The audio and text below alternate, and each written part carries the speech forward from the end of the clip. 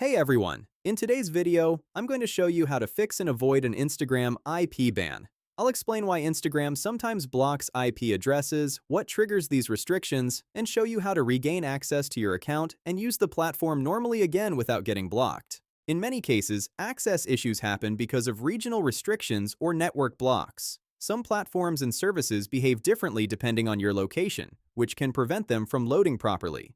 One of the most effective ways to solve this is by using a VPN, which allows your connection to appear as if it's coming from another country. A VPN works by routing your internet traffic through a secure server in a different region. Instead of websites seeing your real location, they only see the VPN server's IP address. This helps bypass restrictions, improves connection stability, and keeps your online activity private through encryption. To get started, click the link in the pinned comment to visit the VPN website. Scroll down to the Choose Your Device section and select your device type, such as iOS or Android.